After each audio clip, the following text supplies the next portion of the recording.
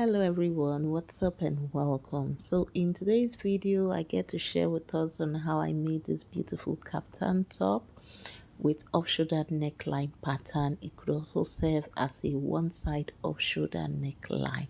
It's your girl Uwa Apparel. So the fabric required is a 1 yard fabric of 36 inches of width and 60 inches of length, okay? And it has 3 colors. So what I simply did was to cut into equal halves, cutting through the brown portion, as you can see.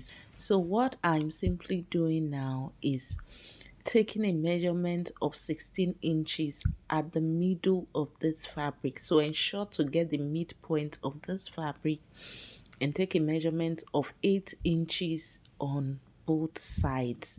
So 8 inches towards the left and 8 inches towards the right.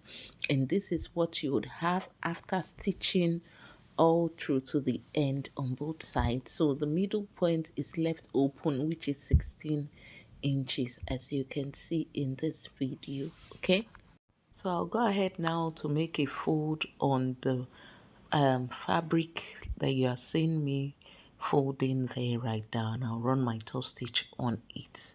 Okay, and after I was done stitching on it, this is what it is now looking like. So ensure to do that when stitching yours.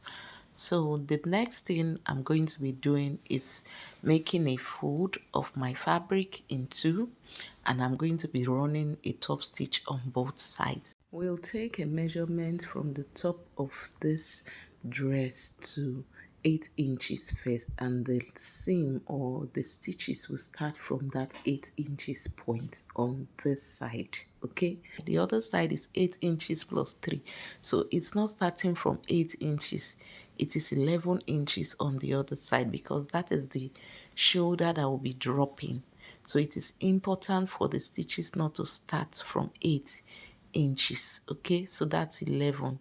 So on this side that has 8 inches is a straight line stitch, while on the other side it will be a slant stitching. So the line is not going to be straight, it's going to be slant, okay, so that it will give you the same result as mine.